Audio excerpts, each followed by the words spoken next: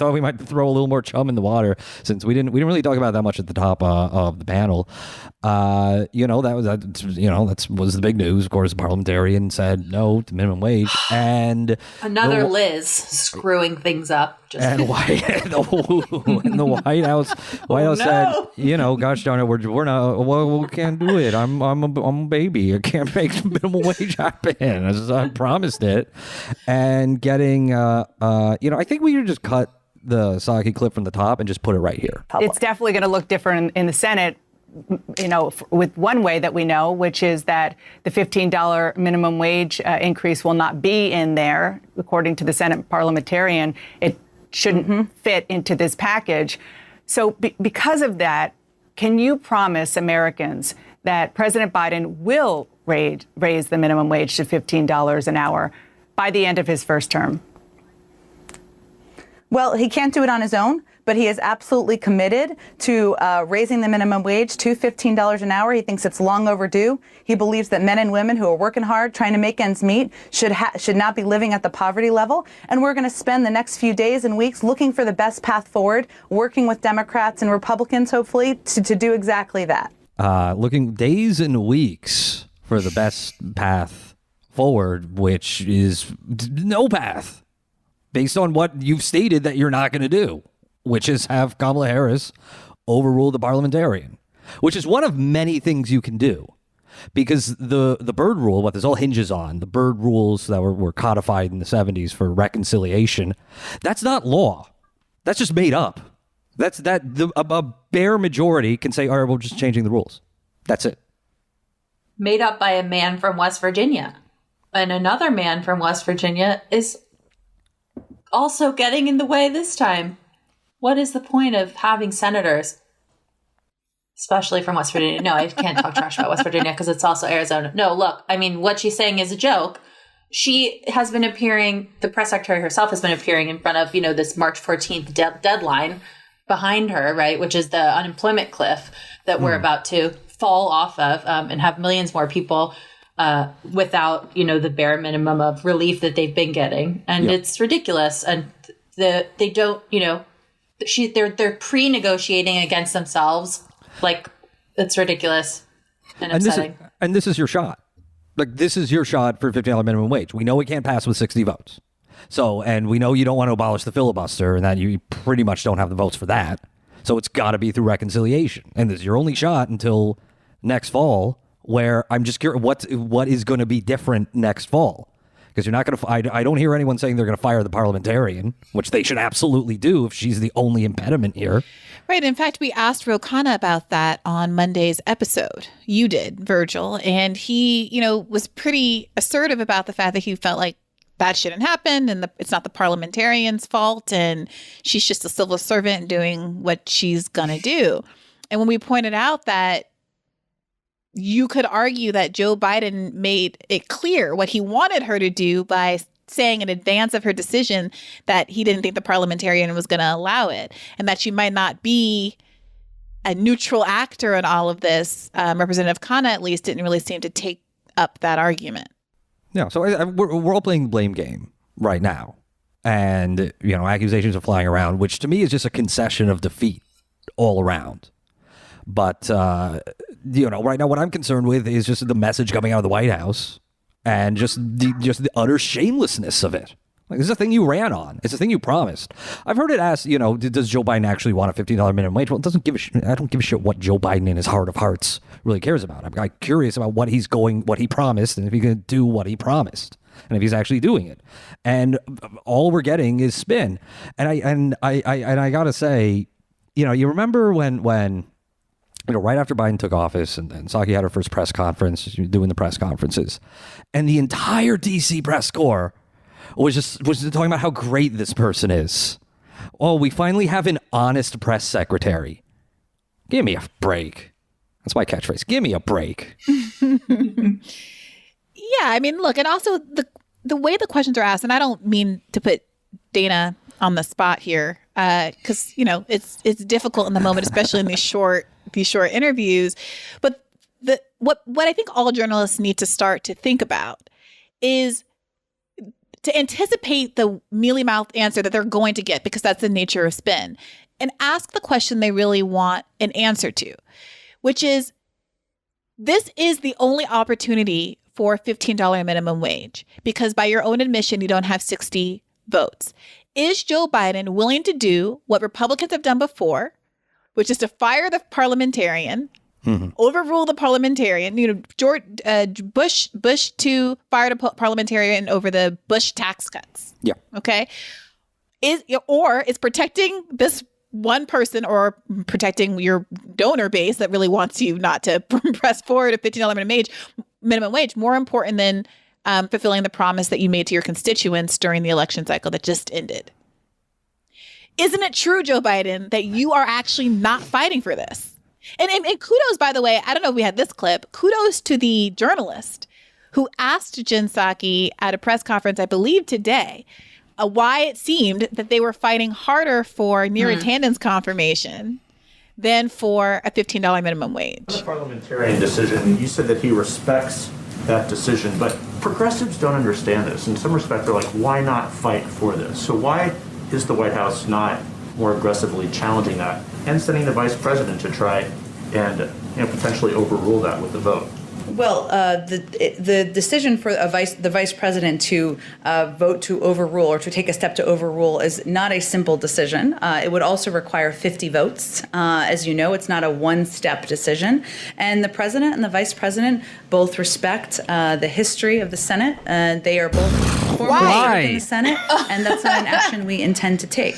But the president is committed to raising the minimum wage, to working to determine the best vehicle forward to doing that. That's why he put it in the package. He wants it to be raised to $15 an hour, and he will be in touch with leaders from all wings of the party in determining the best path forward. All the wings. Go ahead, Jeff. A follow-up to Jeff's question, which strikes me. The White House doesn't have 50 votes to confirm Neera Tanden as OMB director, and yet we heard from the White House Chief of Staff say that the White House they're going to fight our guts out, to get her confirmed. That's a poster's question, a question from a poster. Hard, one could say, for raising the minimum wage. I feel represented. The American people stand to by this man. benefit more from a higher wage than they would from a chosen OMB director. Well, I think that's mixing a few things kind of irresponsibly. If I'm you mean the only two things that are happening? I would say mixing the two things that are happening right now. Included a raise of the minimum wage in his package because he felt it in his strongly package, that guys. Long overdue. That men and women working hard, trying to make ends meet, shouldn't be living at the poverty level. That's why he put it in his package. There is a process that it goes through, a parliamentary process, when it's a reconciliation bill, as you know. But for people who haven't been following all the nitty gritty of this, because it's a budgetary bill, that's why it went through the process. And again, I would send you to talk to leaders in Congress to see if they have the 50 votes necessary. But regardless, the president, the vice president, is have Joe made the decision Biden they're not whipping going to those move votes forward, the way he's trying to for Neera But Tanden? also, That's it's not the a simple question. process. It requires two steps. As it relates to Neera Tanden, she is somebody who has decades of experience.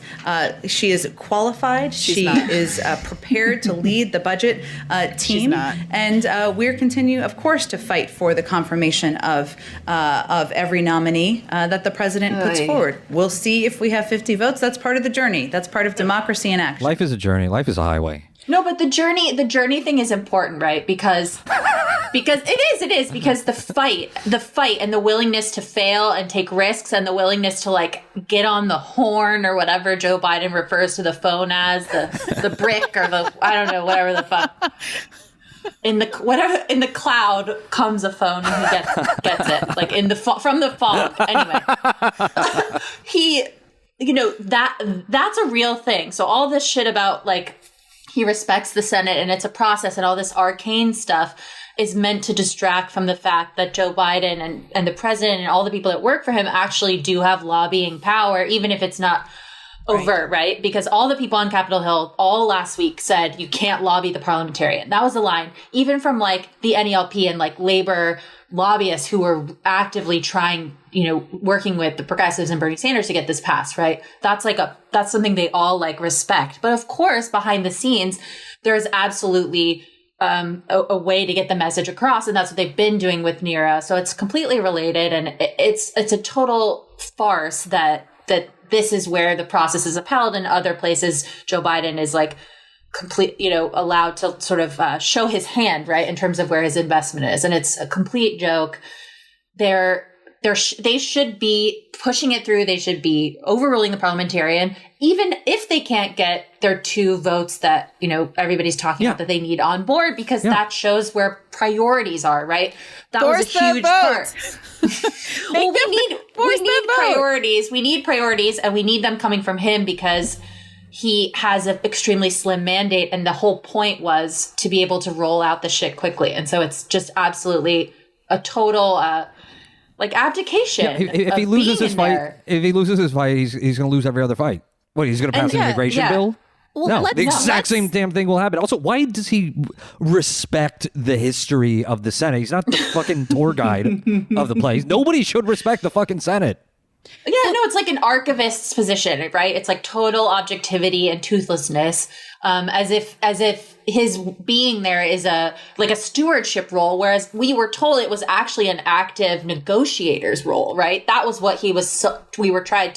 They tried to sell us on, was that he was going to get stuff done. He knows how to go to people like Joe Manchin and Kristen Sinema and sell this to them. And it's totally untrue if that was the case. He's not doing any of it. Joe Biden mods the Senate Wikipedia page, and he's very defensive of the history of the Senate section. But this is the same. This is the dynamic. This is the same argument that we were arguing about. I don't care if people are mad about force the vote. Ding, ding, let's ding. have the vote on whether or not Joe Manchin and Kristen Sinema are going to actually vote against a $15 minimum wage, which is overwhelmingly popular in their state. You've got Kashama Swant, socialist alternative, social city councilwoman in Seattle, tweeting today about why aren't Democrats calling for rallies and demonstrations in West Virginia and Arizona to put actual pressure on these politicians to conform with what the desires of their constituents are. And the reason is Biden doesn't actually respect the parliamentarian. He doesn't actually respect process. The fact that he wrote it, he included it in the package it's like me saying I put in my 5th grade diary that I wanted to be president of the United States. It matters not at all if I know that there's no way to actually actualize that, and it just becomes a veneer for me to justify or to pretend that I was on the right side of an issue when ultimately I have no belief, no effort behind actually getting it effectuated. And that's the shell game the Democratic Party have been playing for a very long time, because there's absolutely no accountability mechanism whatsoever. Yeah, put the bill with $15 minimum wage, overrule the parliamentarian, do whatever you have to do. Put the bill with $15 minimum wage on the floor and make Joe Manchin and Kristen Sinema vote against this package with funding for COVID vaccines, $1,400 checks, and the unemployment extension. Make them vote against it. And I don't want to take the wind out of the force the vote sales, which I know, Brie, you keep fluttering strongly. I don't flutter them. The wind. I don't flutter. The wind just blows, Bridget. The wind just blows. She's a Ronin for forcing the vote. I just want to say that the $15 minimum wage is like, as has been said many times, the floor, right? It's had decades of policy advocacy behind it, and that's why it's only down to 2 senators, right? It doesn't take. It needs a small push over the finish line. It's a big push because these people are so fucking stuck in their goddamn ways. But it's the reason that it was put in this package is because there has been so much groundwork laid for this particular policy. Mm-hmm. There's so much data. I mean, the Journal of Economic Perspectives data from last year or 2019 being the strongest, that 1 million people will be lifted out of poverty by this, right? Like the one, job loss is minimal at best. This is already the floor in so many states. I mean, it's outrageous that this is not being fought for, because it is so popular. It's so popular. And of course, Medicare for All is popular too. But this is really just like, it's so galling because it really is truly like designed for these people, right? The number 15 is designed for people like Kristen Sinema and Joe Manchin, and they're right, saying, which is why they shouldn't do that. Which is why we shouldn't be asking for $20, $25. Like it should be $24 an hour. And to your point about job loss, we're talking about job loss, but what they're really saying is there will be X number of fewer jobs 10 years from now than there would have been with absent a $15 minimum wage. So it's not even like the thing goes into effect and the report says magically a bunch of people get fired. That's not even what the report that everyone's pointing to is claiming. No, and it's like a Congressional Budget Office report. It like could not be more partisan, not in terms of the institution it came from, but in terms of how it is being used, right? That it's a cudgel against people that would argue that, of course, you lose low-wage jobs and you make that, up elsewhere when you stimulate and the of course, economy. it's a lot of people who are working multiple jobs and wouldn't otherwise have to if they could just have one good-paying job. And people can't wait. Like people are struggling. People are struggling with multiple jobs, and people are struggling in states that have a $15 minimum wage being implemented over 4 years, like California. I mean, it's a huge example of a place where it's not working. It's not enough. None of these people had PPE. None of these people, if they spoke out about PPE, their wages and hours were garnished. So even if they're making enough, hourly, they don't get it to live on. I mean, we're in dire straits here. And you're right. It just bodes so poorly for doing anything while we have Congress. I agree with you. I just think we should respect the CBO and the history of the CBO a little bit more. But I mean, I just want to take this back to the original point. We're getting the spin from Psaki, and we're getting a spin from the White House, who has this canned line about how Joe Biden believes if you work hard, you should get a $15 minimum wage, all of that.